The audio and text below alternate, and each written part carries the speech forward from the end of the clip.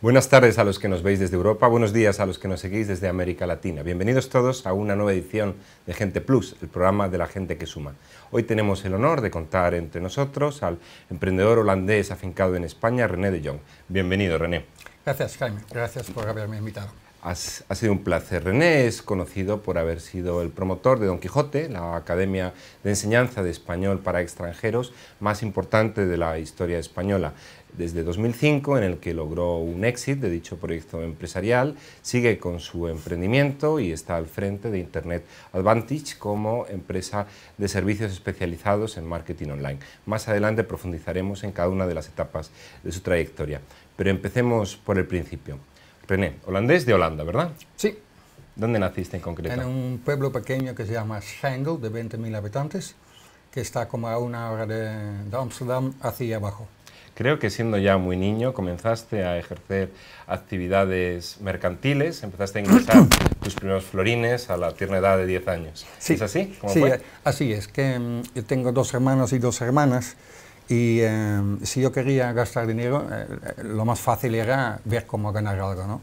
Y a los 10 años iba al mercado para ayudar a un señor que estaba ahí para vender zapatos, y yo le ayudaba a abrir cada caja y poner un zapato encima, y luego al final del día volver a poner todas sus cajas y al camión.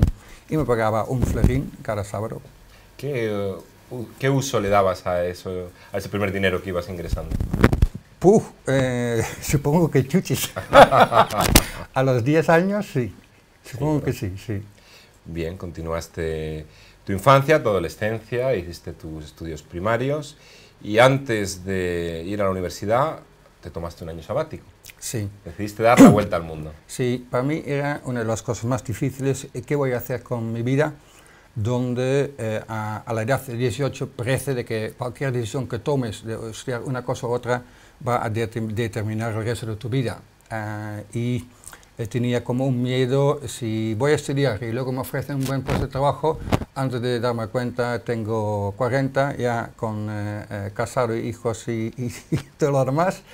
Y entonces decidí que ahora es el momento, y he trabajado mucho para tener el dinero ahorrado para poder viajar un año entero por todo el mundo sin tener que trabajar mientras tanto. Algo tiempo después descubrirías que ni la vida ni las aventuras acababan tampoco a los 40.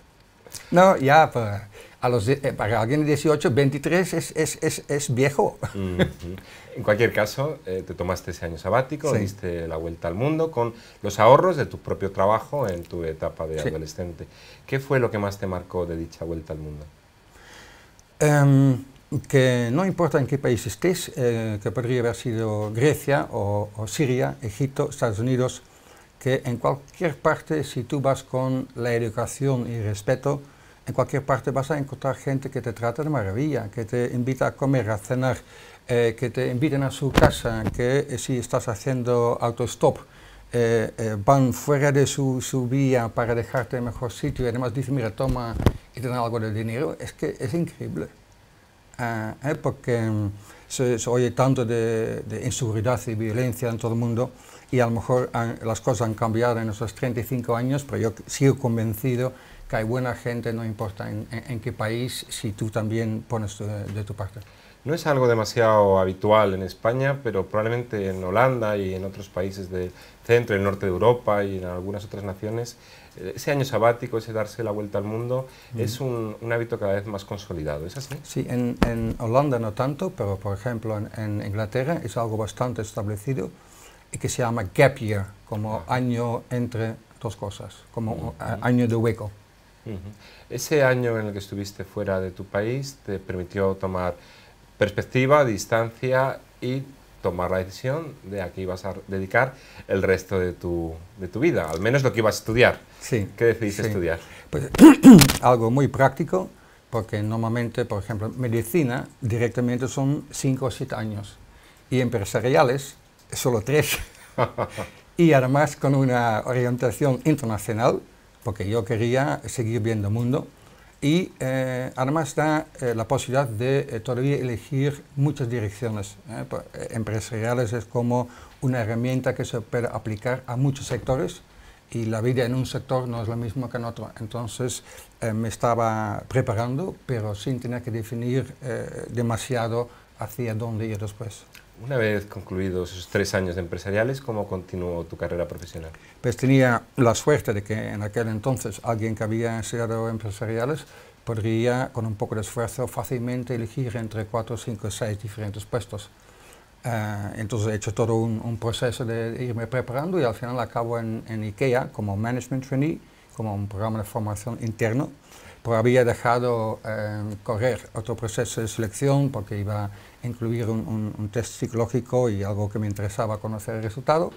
Y al final me hicieron una oferta de ganar como 2.000 meses al mes y es cuando he hecho el switch de IKEA a Buurman Tetra. Fue en esta segunda multinacional en la que comenzaste a venir periódicamente a España para aprender español. ¿Puedes profundizar en esta etapa? Así es, porque en la universidad donde he estudiado también se ha ofrecido español y todo el mundo piensa, nueva ronda, nueva oportunidad y mucha gente se apunta. Pero luego es también la primera cosa que dejas caer porque tienes bastante en la plata ya. Y oí que uno podría irse a España para ir a hacer un curso de 4 semanas, 4 horas al día, y entonces vas rápido y puedes disfrutar del proceso de aprendizaje mucho más que cuando estés 1 hora a la semana y vas a un cole. Y entonces me he apuntado y además la empresa donde trabajaba me han ayudado con 2 semanas de días de vacaciones adicionales pagados para hacer el curso. Es un chollo total. ¿A qué lugar de España llegaste? Salamanca. ¿Y te enamoraste? Sí, Salamanca es como para el español lo que Oxford y Cambridge son para el inglés, ¿no? Tiene la mayor fama. En Salamanca hay, y en aquel entonces ya había, como 35 colegios de español para extranjeros, aparte de las 2 universidades que también lo ofrecen. Y es una ciudad como 180.000 personas, todo alrededor de la plaza, puedes ir a todas partes andando y en aquel entonces, hablo 84, es que cada noche había fiesta de la ciudad, cada noche. Ahora ya es jueves, viernes, sábado, pero en aquel entonces era de lujo. La Salamanca precrisis. Sí, y antes también, sí, sí. Te enamoraste de Salamanca, te enamoraste de España, decidiste que el resto de tu carrera profesional, vital y empresarial estuviera vinculada a España. Sí, casi, todavía no, porque me gustó mucho, tanto que el año siguiente, en julio 85, he repetido la experiencia y conocí a unos profesores, amigos míos, profesores de español, que querían montar su propio colegio. Y yo les prometí de mirar al lado de mi trabajo si podría hacer algo de trabajo de promoción para ellos en Holanda para llevarles estudiantes holandeses. Y esto ha sido el inicio de la actividad y vi que había mercado, pero también vi que con un destino solo mi papel como agencia de viajes lingüísticos en vez de representante de un solo colegio tampoco era óptimo. Entonces he ido a España durante 2 semanas visitando más de 100 colegios para hablar con profesores, la dirección, estudiantes. Si no me daban una habitación, dormía en el coche o en la playa, porque el dinero no tenía. Y así elegir 18 colegios para representarles en base de comisiones. Cuando hablamos de colegio, en realidad nos referimos a academias de aprendizaje de español para extranjeros. Academias de español para extranjeros, sí. ¿Y entraste en el sector? Sí. Con mi agencia, el primer año ya mandaba un poco más de 600 holandeses a España, a los colegios que representaba. ¿Tú en esa etapa seguías viviendo en Holanda? En Holanda, sí, así es.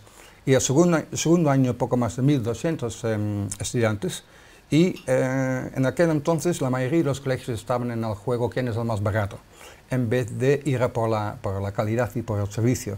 Entonces ahí vi un hueco y es cuando decidí abrir el primer colegio de Don Quijote y que era en Salamanca, por ser la ciudad más popular. Y ahí la gente tenía la opción de o bien estudiar en Don Quijote Salamanca o bien un colegio, digamos, marca B, que tenía todavía mucho más barato.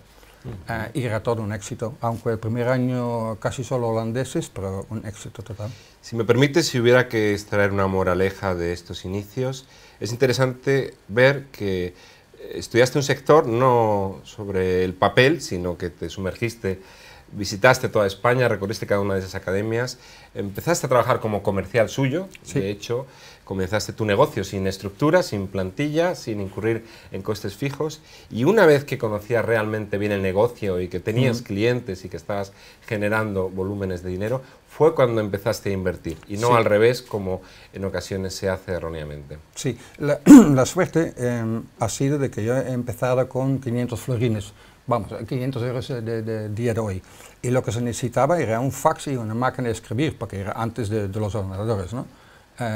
Y el fax, en aquel entonces, llamar a España era un florín 70 el minuto, una carta tardaba una semana para llegar ahí, 2 semanas para que te contesten y otra semana de regreso a Londres. Entonces, entre hacer la pregunta y tener la respuesta, un mes. De ahí mi servicio. Tenía 4 empleados, pero relativamente muy fácil para montar algo así de representación sin capital. Como dices, si luego ya manejas ciertos flujos de volumen de negocio, número de estudiantes, tú ya puedes hacer una previsión. Si tengo para Salamanca 500 estudiantes al año y voy a ofrecer mi propio colegio y una oferta B, lo más probable es que de lo que es la demanda para Salamanca me voy a llevar al 70%. Fue en ese momento cuando decidiste que conocías suficientemente bien el sector como para mejorar las prestaciones, mejorar calidad-precio, y abriste tu primera academia en Salamanca, lo cual fue el primer paso de toda una serie de academias en las que invertiste, para las que ya fuiste constituyendo estructura empresarial en España. Te puedo preguntar si la empresa la creaste tú solo, con socios. ¿Qué estructura societaria elegiste? Los primeros 2 años estaba yo solo. Cuando quería montar el primer colegio en España, es muy difícil estar encima de las cosas en una distancia Holanda-España. Holanda era la base del negocio también para España, porque de ahí tenían que venir la mayoría de los estudiantes. Y es cuando he invitado a mi hermana de que participara conmigo en la sociedad y que ella se encargara de la organización de los colegios. Y 3 veces he ido a Salamanca para ver un edificio que había elegido, y las 3 veces que no, y la 4ª vez me llama por teléfono y dice: ¡ay, ahora lo tengo, ahora lo tengo! Y yo ni tenía ni tiempo ni ganas de ir por 4ª vez a ver el edificio, y digo: vale, cógelo. Y ya teníamos 50.000 folletos en 5 idiomas que ponía: el colegio se encuentra en el centro de la ciudad, pero no teníamos edificio. Los profesores han estudiado español en la universidad, pero no teníamos profesores. Y entonces lo que ponía el folleto es lo que mi hermana tenía que organizar en el espacio que había entre septiembre, que hemos empezado la promoción ya por todo el mundo, y junio, que íbamos a abrir. Entonces, ¿es buena idea asociarse con un familiar tan cercano a la hora de lanzar tu empresa? La pregunta de un millón depende del familiar de cada uno. Yo tengo 2 hermanos, 2 hermanas, y no me hubiera asociado con los 4. Tiene una ventaja de confianza, por lo menos inicial, ¿no? Pero también la desventaja que si las cosas no van como uno hubiera querido, de que no deje de ser tu familiar. Pero entonces cada persona lo tiene que elegir por su cuenta, sopesando los pros y las contras.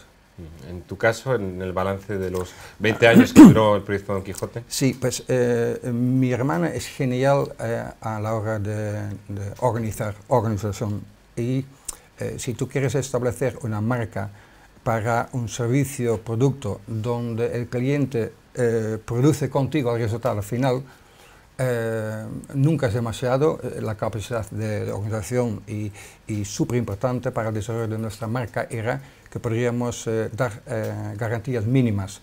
La familia va a estar máximo 15 minutos andando del colegio, por ejemplo. Significa que no pueden ser 20.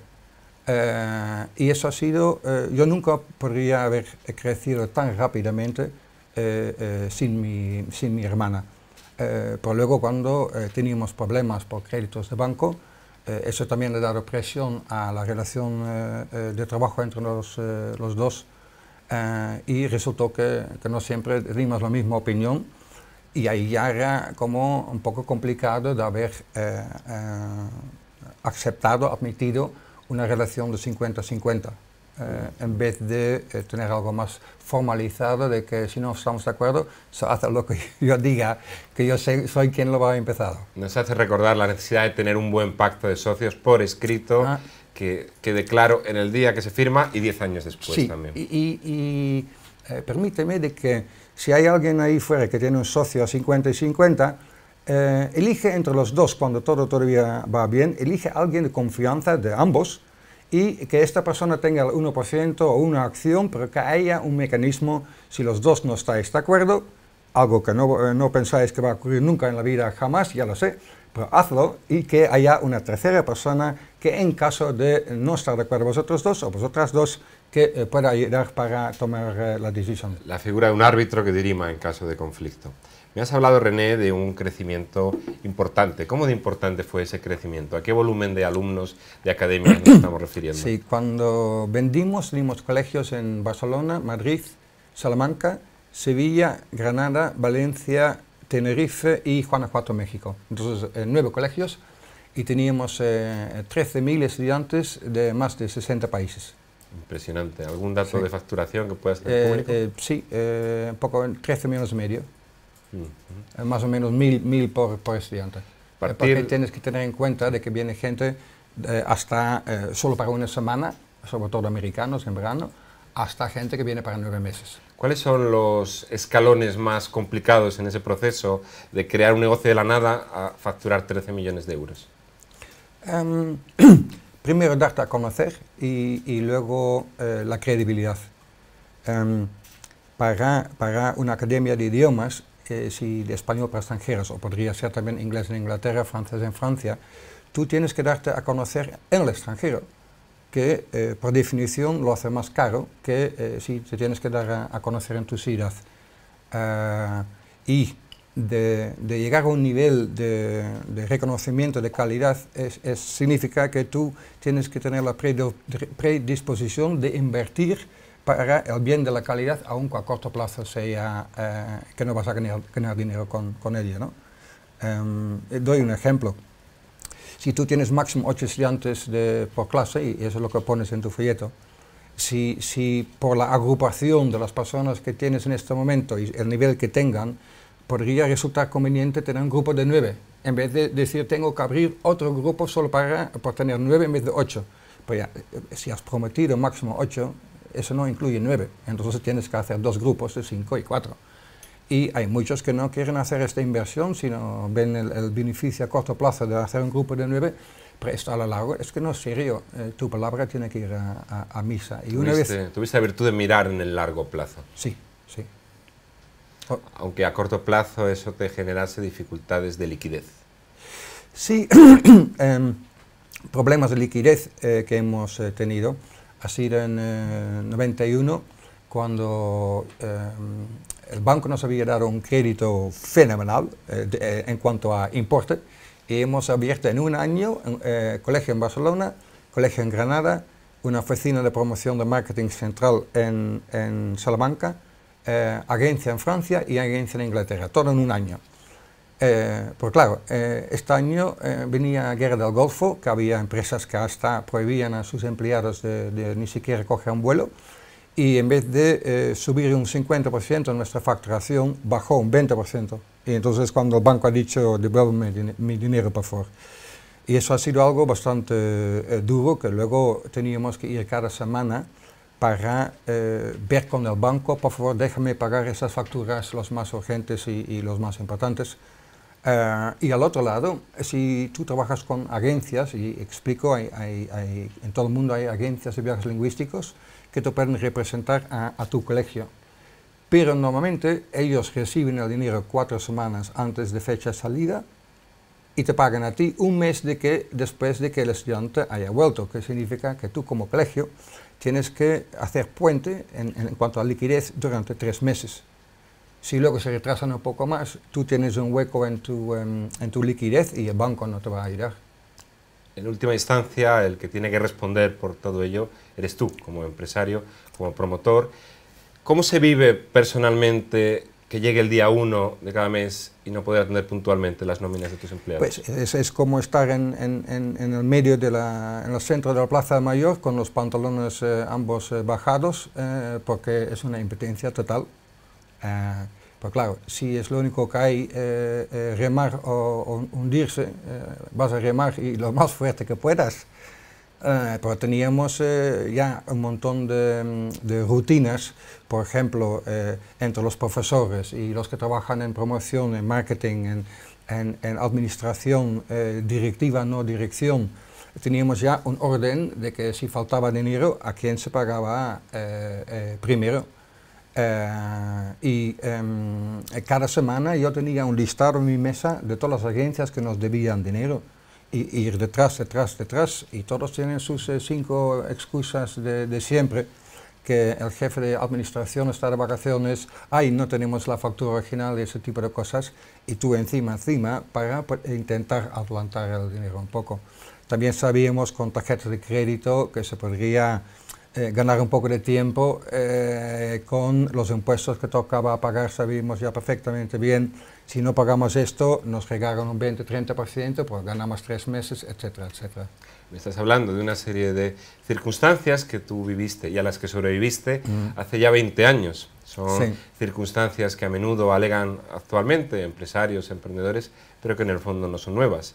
Y que tú has demostrado que se puede sobrevivir a las mismas, y de hecho Don Quijote no solo sobrevivió, sino que remontó y llegaste a venderlo en el año 2005 en condiciones muy favorables. ¿Nos puedes hablar cómo llegaste a ese éxito? Pues ha sido una historia bastante curiosa porque yo quería salir por no ver mejorable la relación que tenía con mi hermana, que tenía el 50% de las acciones. Estaba negociando con ella durante un año para vender mis acciones a ella. Era difícil la negociación y dura, pero al final firmamos. Y solo tenía que pagar un importe casi simbólico y el resto la daba a plazos para no sé cuántos años. Pero al final el director de banco en Salamanca, que había dicho ok, que iba a adelantar ese dinero a mi hermana, en Madrid le han dicho nada de esto. Entonces todo lo que habíamos negociado, papel mojado. Y es cuando he dicho a mi hermana, vale, pero ahora me vas a autorizar, si yo encuentro un comprador por mínimo este precio, que directamente me autorizas para vender tu 50% también, porque lo que no quiero es buscar un comprador y luego tener que negociar contigo a ver si este es el adecuado y el precio es adecuado. Y como no moralmente, después de haber fallado en el contrato entre nosotros, después de un año de negociación, me lo firmó esto. Y estaba hablando con un gran grupo inglés que nos iban a comprar. Y ya estamos ahí todos los abogados en Oxford, a punto de firmar, pero había un error de tipografía, de gramática, y querían corregirlo, pero la impresora estaba rota. Digo, mire, yo bajo un momento, voy a fumar un cigarrillo y ahora subo. Subo y digo, no voy a fumar. Y entonces todos estaban ahí, y eso, ¿cómo que no vas a firmar? Y digo, no voy a firmar. Y nos vamos a casa, a los pocos días llama el mayor competidor de mi empresa, a ver si nos podríamos ver para tomar algo y si podría ser cenar algo después. Digo, mira, tomar algo siempre se puede, como decir, y cenar ya lo veremos. Entonces él venía con su ayudante, digamos, su mano derecha, y dentro de 48 horas estaba firmado la carta de intenciones con un precio mucho mejor de lo que había ofrecido mi hermana y también mucho mejor que lo que habían ofrecido los ingleses. Y los ingleses al final no he firmado porque él quería, sin complicar la cosa, había usado un argumento cuando era en su favor y lo ha aceptado. Pero luego este mismo argumento iba a mi favor y cuando él ya no lo aceptaba. Y si tú estás con un earn-out, es decir, de que parte de tu paga depende de resultados futuros, cuando tú ya no mandas y no manda el comprador, esto era como un punto decisivo de falta de confianza, básicamente. Cabeza fría y saber jugar bien tus cartas.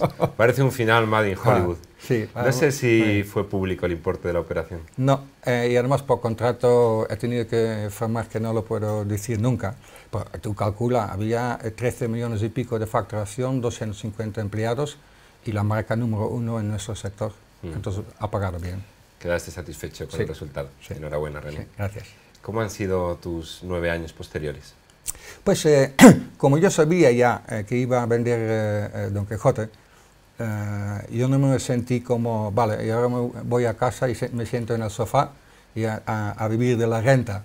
Que yo no tengo grandes hobbies y yo prefería tener un proyecto nuevo. Entonces, un año antes de vender Don Quijote, he montado Internet Advantage. En Don Quijote tenía la primera web en 95, cuando solo había 10.000 webs en el mundo. En 99 cogí la primera persona full-time in-house y 3 años más tarde tenía un equipo de 24 personas solo para marketing online para Don Quijote. Y teníamos, para que te hagas una idea, 30.000 visitantes únicos cada día.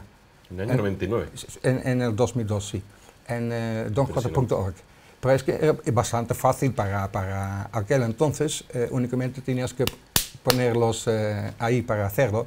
Pues hacíamos un estudio de palabras claves y si tanta gente busca Spanish Museum, Spanish Recipes, Spanish Song Lyrics, Spanish Baby Names, lo que fuese lo que se buscaba, nosotros ya creamos el contenido con la idea que cualquier persona que busca algo relacionado con español o cultura española, que acabe en el portal de donquijote.org.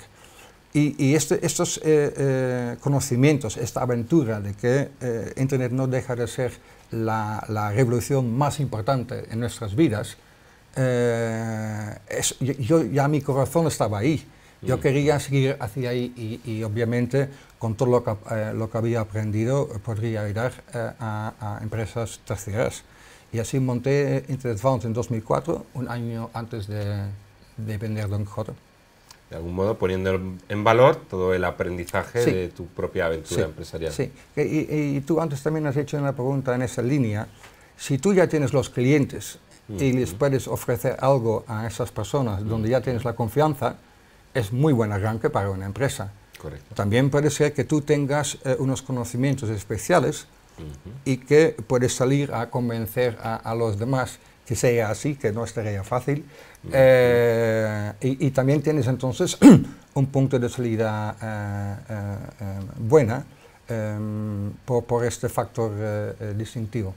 Quisiera preguntarte, ¿qué es lo más valioso que de tu primera etapa como empresario has aprendido y has aplicado en esta segunda etapa como empresario? Pues, lo más importante hubiera sido no depender de un crédito de un banco, porque claro, después de haber vendido Don Quijote no tenía necesidad de ir al banco. Pues eso es algo que es una lección súper importante. La independencia. Sí, de no depender de créditos, porque los créditos se dan, pero también se retiran con la máxima facilidad. Y si quieren retirarlo por el motivo que fuese, encontrarán la excusa de poder hacerlo y te dejan ahí colgado. Eso por lo menos es mi experiencia, ¿no? Y también recomendaría, si alguien quiere pedir un crédito a un banco, que sea por lo menos a 3 años, porque si es para un año, el primer día que te lo den, ya tienes que ir pensando cómo ir a devolverlo y no puedes planificar nada de forma estructural. Y luego, lo que tú preguntas, en el ámbito de online marketing hay mucho autodeclarado gurú. Y mientras que el interlocutor no sabe mejor, lo puede aceptar o no lo puede aceptar, pero un X porcentaje lo acepta. Y ahí, ser de fiar, creo que de nuevo es de lo más importante, es como marca personal y marca de empresa, de que quieres hacer las cosas bien y serio y que no es una empresa que encuentra 100 clientes al año que pagan 5.000 y el año que viene cogemos otros 100 clientes que pagan lo que sea y cada año nuevos clientes, sino lo idóneo es de encontrar los clientes donde tú ya ves que puedes ayudarles para luego ir creciendo juntos con que la confianza aumentada por lo que has demostrado se merece que ellos quieran invertir más desde esta confianza que les va a salir rentable también una... El valor de la credibilidad, el valor de la palabra dada y de la constancia. Sí. René, como es habitual en Gente Plus, la audiencia nos está ofreciendo a preguntas. Creo que más de uno ha descubierto, aunque yo no lo he contado aún, que en tus ratos libres también eres business angel. Sí. Nos pregunta, por ejemplo, Ramón Puchades, que ha sido uno de los primeros emprendedores que ha pasado por Gente Plus. ¿Cómo conseguir inversión aquí para proyectos que necesitan masa crítica antes de facturar? Y cuando él dice aquí se refiere a España. Sí. Él con su proyecto Talents United está intentando conseguir inversión, me consta que con gran dificultad.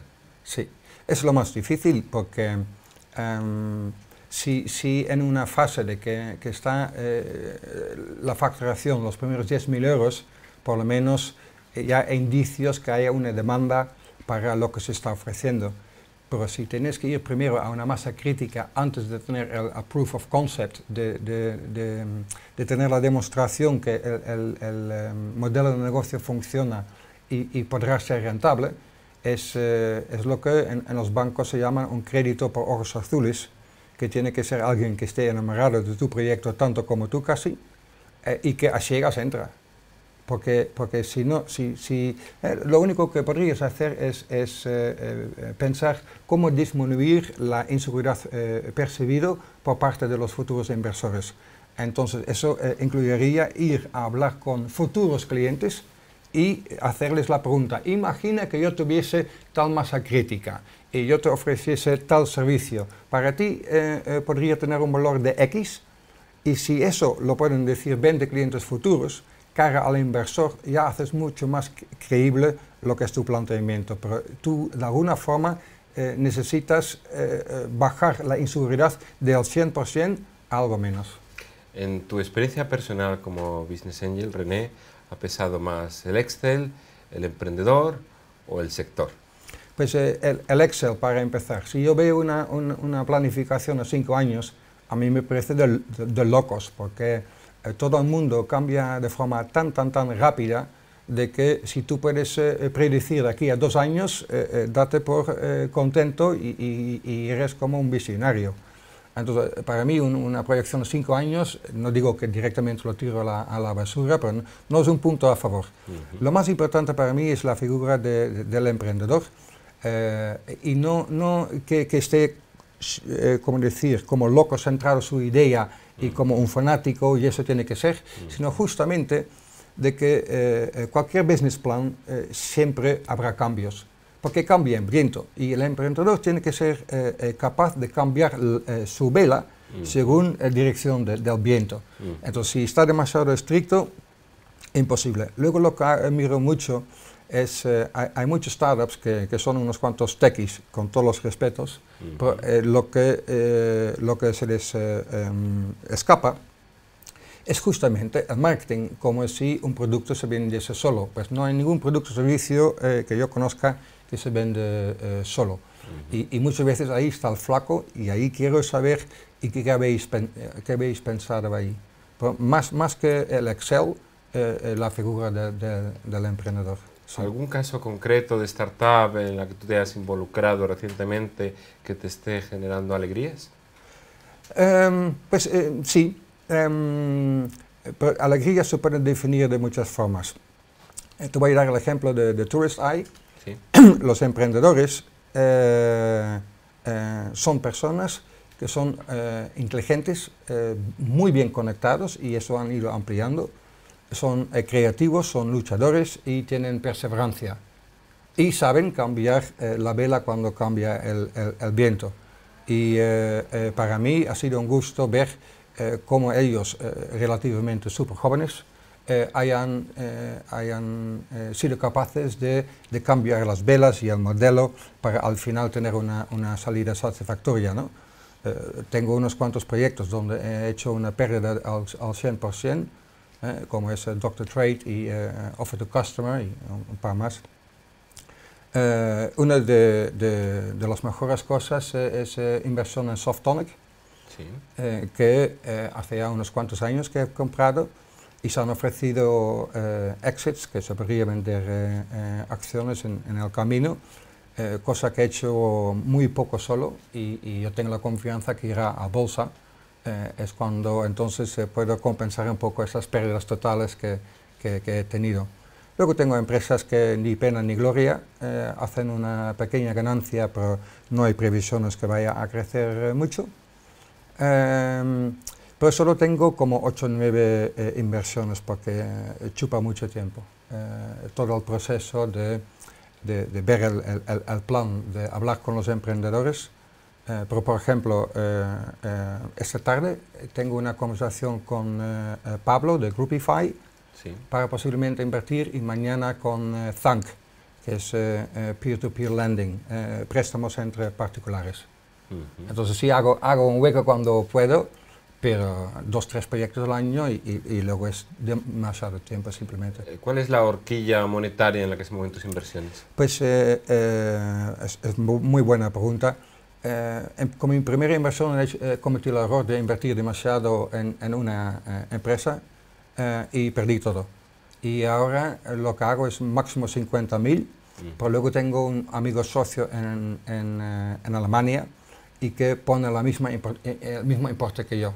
Y así invertimos juntos para crear un poco más. Imagino que condición sine qua non es que ambos veáis clara la viabilidad de la inversión. Sí, sí, pero lo puedes tener, lo puedes ver muy claro el día de poner la pasta en la mesa, pero al día siguiente ya ves circunstancias que lo pueden influir de forma importante por un lado o por otro.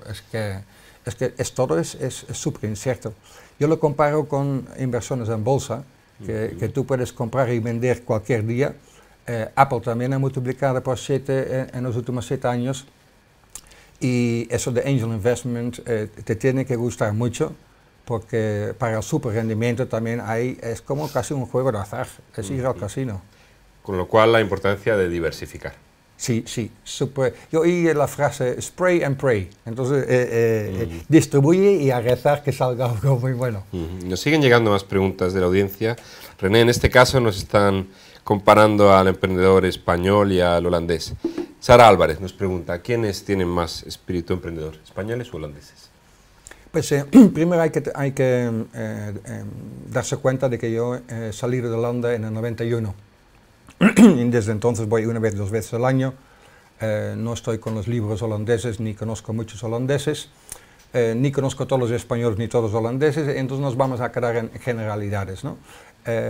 Para mí, en general, los trabajadores en Holanda tienen más autodisciplina, tienen más, ¿cómo se dice?, stubborn, tienen más voluntad propia. Aquí muchas veces es lo que el jefe diga, eso es lo que va a misa, donde en Holanda el personal te protesta si no están de acuerdo con el camino elegido y les tienes que convencer, que es algo a la vez muy bueno, porque si tú estás en dirección y ya tienes un número de empleados, tú estás demasiado alejado de la realidad del día al día.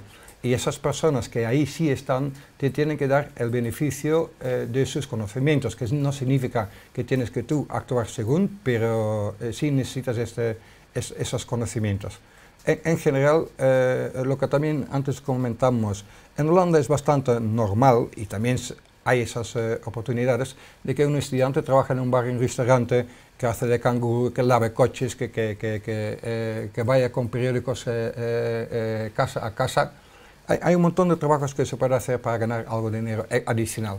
Y aquí en España muchas veces, lamentablemente, se ve la mentalidad, lo que mis padres no me dan, me lo tiene que dar el Estado, porque yo, por haber nacido, tengo derechos. Y obligaciones habla algo menos. Nos llega una pregunta de un emprendedor que no desea que figure su nombre. Respetaremos tu anonimato. Y la pregunta es la timidez un obstáculo insalvable para conseguir inversión? Pues entiendo que si haces una pregunta de timidez que prefieres que no se te nombre, no pasa nada.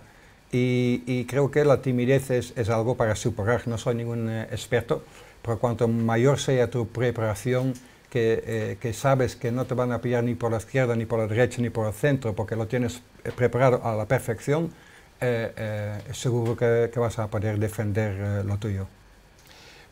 Los segundos escapan y este programa tiene que ir concluyendo, pero te pediría, René, que la reflexión que me has hecho antes en inglés sobre las dificultades y las grandezas del emprendimiento, que la compartas con nuestra audiencia para acabar este programa tan grande.